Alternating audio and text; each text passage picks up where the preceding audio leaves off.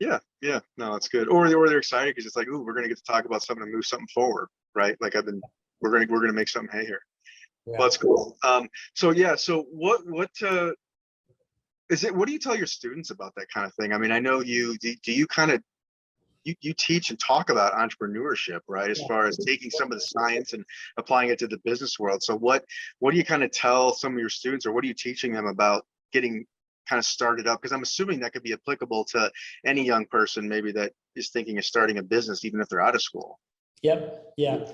Yeah. It's interesting. You see a lot of young people that are doing startups that get a little bit of like the Facebook type of mentality where they're like, Facebook did have a team of people, but they all see Mark Zuckerberg, or they, see these individuals, and so some of them are real afraid to kind of work with other people, or, give away equity, or really burn the boats, right? Because the parts you don't see, I mean, if you watch the movie like The Social Network or these things about Facebook, is you kind of see certain parts of it, but he did burn the boats. I mean, it's obviously he didn't take another job, he left school, and so I do encourage students to decide if they're going to really go after this.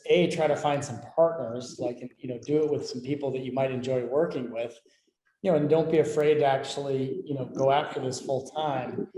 But, a lot of students, that's hard. A lot of them get really great job offers, especially out of Duke.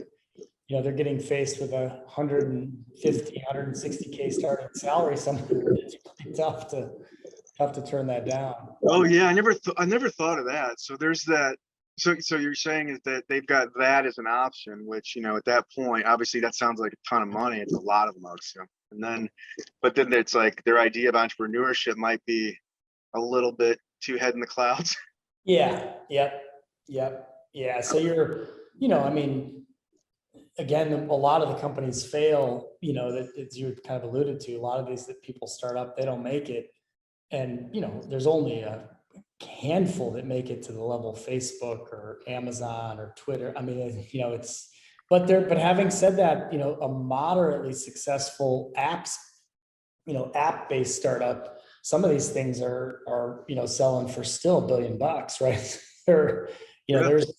there's some pretty reasonable exits that there's some Duke students that have formed some startups that have sold for much more than the startups I've ever built, and it's just, that's a different world I don't work in. I don't work in the app space or the sort of software space. And, you can build all of a sudden, if you have 10 million customers overnight, it's a totally different game. Yeah. No, it's true. It's sometimes when I talk to different people, it's when they talk about Facebook or Google or some of these big things, it's like, look, if you really want to be like, why do you want to do it that big? I mean, do you really want to be the richest person on the face of the earth, or do you want to be the most powerful person? Because if that's the case, that's what's driving you, you might want to do some soul searching first, because it's not necessarily that healthy, right? To be going into it that way. I don't know that on your deathbed you're going to be that happy.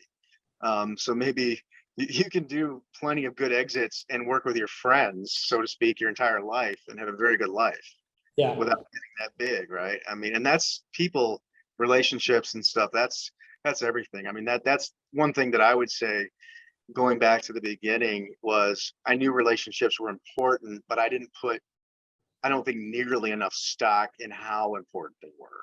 Yeah. Right? It really was the secret to everything, not just a secret. It was the secret is where I have had experience. What have you experienced that you wish you had known better when you started off, or if you could go back and change, maybe not that you have any regrets, but if you knew, what do they say? If you knew then what you knew now, what would you do different, if anything?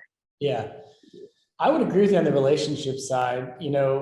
I mean, like you and I met through someone, mutual friend, right? I mean, so we met through Dave Dorsey. So I think that, I think maybe back then, maybe in college, I would have worked even harder to build relationships, probably, because that, I think from a standpoint of thinking about building things, most of my investors came from that network. People I met in college, maybe high school, but mostly college. And, after that, I didn't build a lot of investor network in people that I was in working with. I mean, a little bit, but not much, right? My professional network, and I came from academic network, so obviously, and Duke's, I would say Duke's changed that a little because Duke has such an incredible network. It's crazy, the interactions I've gotten to have and the investors that I've found through Duke. But from Illinois, not much, right? And it was a great school, and I love that I went there. But all my it wasn't my professional interactions there; it was my student interactions that built it. One thing I would argue on the startup side that if I could go back and tell myself is, I'm a technical person. I should have got salespeople more earlier involved in my own businesses. That cost me some headaches. I didn't involve salespeople early enough, people that didn't think like me. I just wanted to put out the best technologies, and I missed some opportunities because I didn't have the right people that thought like salespeople early. So we changed that now. In our new businesses, we have those people in early. I've seen that too, man. I mean, because we have the technical expertise that we do in professional services, obviously, and I see the same thing. Is that now it's difficult to bring someone into that sales realm after you're already up and running. Yeah. And I think about it like, if I had done it right off the bat and even like given equity to somebody, I shudder to think maybe where we would be. Yeah. But yeah, you're right. I mean, it's something you don't necessarily think about. But then when I started to realize that, gosh, I'm 5 years into it, and this other guy over here who's just good at selling stuff, who dropped out of college, doesn't know anything. His business is 10 times the size of mine. So maybe sales is pretty important, like it's a pretty important part of growing a business. And that's how this ignorance is bliss kind of thing. Like I almost know too much about finances and accounting than I want to. I wish I was definitely less educated in certain, well, I shouldn't say that, but there's sometimes where it works against you.